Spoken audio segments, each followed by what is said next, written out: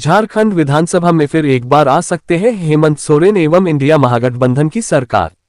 सरकार द्वारा संचालित योजनाओं के तहत लाभुक योजनाओं से प्रभावित हुए मतदाताओं ने कहा, राज्य की सूरत नहीं सिहरत बदलनी चाहिए, जिससे राज्य की आम जनता सुकून से अपना जीवन यापन कर सके। भारत दर्शन एक आवाज के बिहार एवं झारखंड के क्षेत्रीय प्रभारी संजीव एवं स्थानीय प्रभारी सह कैमरामैन शिशिर कुमार की चुनावी जंग पर एक विशेष रिपोर्ट।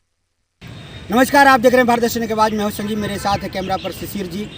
आज हम जिस जगह पर हैं वह क्षेत्र पाकुड़ जिला अंतर्गत यह विधानसभा का बजरगृह स्थान है। हमारे पीछे मीडिया सेंटर है, जहां से मीडिया सेंटर से महज हम लोग 700 मीटर की दूरी पर है, जहां पर कि बजरगृह बनाया गया है। आगामी परसों यानी 23 तारीख को यहाँ पर मतगणना होना है। क्योंकि कल 20 तारीख को बीते दिन यहाँ मतदान की प्रक्रिया पूर्ण हो चुकी है और 23 तारीख को मतगणना होनी है। यहाँ तक कि हम आपको बताने का प्रयास करेंगे कि यहाँ पर 3 विधानसभा है पाकुड़ जिला अंतर्गत, जिसमें 04 लिट्टीपाड़ा, 05 पाकुड़ और 06 महेशपुर है।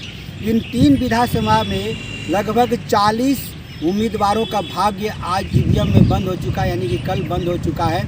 इसके साथ इस तीनों विधानसभा क्षेत्र से जो हम लोगों का जनता का ओपिनियन आ रहा है, जो एग्जिट पोल हम लोगों ने निकाल करके लाया है, 3 विधानसभा में मुख्य रूप से एनडीए गठबंधन और इंडिया महागठबंधन आपस में टकरा रही है। हम लोगों का एग्जिट पोल जो बता रहा है कि पाकुड़ में विधानसभा चुनाव को लेकर के जो रिजल्ट आने वाला है, जो मतदान के जो परिणाम आने वाले हैं, उसमें ऐसा प्रतीत हो रहा है कि यहाँ से कांग्रेस को मतदाताओं ने अपना मतदान दे करके परिपूर्णता के तहत लाया है। लेकिन मतदान और मतदाता में बहुत अंतर है। मतदाता का कहना और कहना बहुत अंतर हो जाता है। वहीं अगर हम लिट्टीपाड़ा विधानसभा की बात करें, महेशपुर विधानसभा की अगर हम बात करते हैं, तो वहाँ भी जेएमएम का वर्षों से लगातार वहाँ पर अधिकार क्षेत्र रहा है, लगातार वहाँ पर जेएमएम जीतती आई है।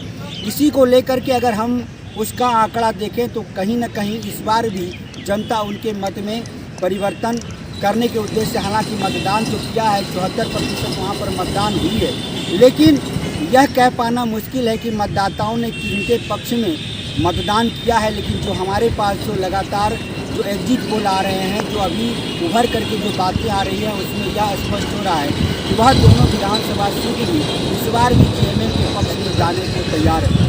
साथ ही साथ अगर हम पूर्णतः कहें तो झारखंड में जहां इंडिया महागठबंधन की सरकार बन रही है और अभी भी वर्तमान में है, हमको लगता है कि आगामी दिनों में जो 23 तारीख को जो परिणाम आने वाले हैं, उसमें भी कहीं न कहीं इंडिया महागठबंधन का ही परिणाम सामने आ रहा है। लेकिन हालांकि बहुत सी बातें ऐसी हैं जो कि परिवर्तन तो चाह रहे हैं, मतदाता परिवर्तन की उम्मीद कर रहे हैं। लेकिन अगर मतदाताओं ने अगर अपने तरीके से कहीं न कहीं अगर मतदान के तहत अगर परिवर्तन चाहा होगा तो निश्चित तौर पर यहाँ पर एनडीए की सरकार बन सकती है, एनडीए गठबंधन की सरकार बन सकती है। लेकिन वर्तमान में जो हम लोगों का एग्जिट पोल आ रहा है, जिसमें कि यह बातें उभर करके स्पष्ट कर रही है कि कहीं न कहीं इस बार भी पुनर्तः इंडिया महागठबंधन जो है अपना सरकार बनाने जा रही है झारखंड में। हम मतदान और मतगणना की अगर बात करें तो कहीं न कहीं परसेंटेज भी जो है, प्रतिशत भी जो है मतदान का इस बार बहुत ज़्यादा नहीं हुआ है। कारण है कि पिछले बार का अगर हम गणना करें तो वहाँ लगभग 80 से 84% मतदान हुए थे, लेकिन जबकि इस बार 70% मतदान जो है पूरे ज़िले में हुई है, खास करके इस 3 विधानसभा की अगर हम बात करें तो। अब देखना यह है कि 23 तारीख को किनके पक्ष में जनता ने मतदान किया और मतदाताओं ने किनको अपना मत दिया है, यह तो 23 तारीख को स्पष्ट हो जाएगा। लेकिन जो हम लोगों ने ग्रामीण क्षेत्रों से जो जा कर के निर्णय लेकर के आया है, जो हम लोगों ने एक कह सकते हैं कि अभियान हम लोगों ने चलाया था कि आखिरकार इन तीनों विधानसभा में किनकी जीत होने जा रही है, अगर उसका हम लोग अगर कहीं ना कहीं से अगर एक रूप से कह सकते हैं कि परिणाम स्वरूप यदि हम उसको देखें कि आने वाला जो 23 तारीख है वह किसके पक्ष में मतदान हो रहा है, तो हम लोगों को लगता है कि कहीं ना कहीं इस बार भी पूर्णतः रूप से इस बार एनडीए जो है यहाँ से अपनी सरकार बनाने में सक्षम नहीं दिख रही है। साथ ही साथ अगर हम इन तीनों विधानसभा 4 और 5 और 6 की अगर हम बात करें, यह भी तीनों सीट शायद इंडिया महागठबंधन के ही पक्ष में जा रहा है, कहीं भी एनडीए की बात नहीं आ रही है। वहीं अगर हम इस क्षेत्र के सुरक्षा व्यवस्था की बात करें तो यहाँ पर तमाम प्रशासन के लोग और प्रशासनिक पदाधिकारी भी आज उपस्थित हैं और वज्रगृह के ओर जो व्यवस्था है, वज्रगृह के इर्द गिर्द जो व्यवस्था है, ऐसी व्यवस्था है और चाक चौबंद ऐसी व्यवस्था की गई है कि परिंदा भी वहाँ पर नहीं मार सकते। अभी भी यहाँ पर जिला प्रशासन के उपायुक्त महोदय, साथ में एसपी एवं यहाँ के जितने भी तमाम जिले के पदाधिकारी हैं आज इस वज्रगृह का निरीक्षण करने के लिए उपस्थित हैं और वज्रगृह के इर्द गिर्द जो व्यवस्थाएं हैं उनको देखने के लिए उपस्थित हुए हैं। उनके द्वारा भी जो बातें खुल करके आ रही हैं कि हम लोगों के द्वारा जो व्यवस्था बनी है, ऐसी व्यवस्था बनी है कि यहाँ किसी भी प्रकार का कोई भी परिंदा भी यहाँ पर नहीं मार सकता है और आने जाने वाले हर एक व्यक्ति की निगरानी रखी जा रही है।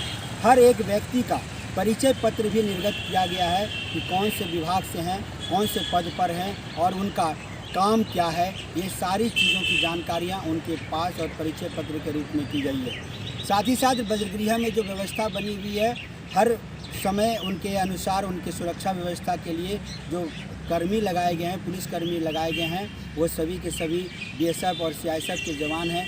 पुलिस की बहुत सी अन्यत्र क्षेत्र से टुकड़ियां आई हुई हैं, वन टुकड़ियों को भी जो है बारी बारी से लगाया जा रहा है और यह व्यवस्था 23 तारीख के संध्या तक रहेगी। जब तक कि मतगणना का कार्य पूर्ण नहीं हो जाता तब तक उनका यह सुरक्षा कार्य चलता रहेगा।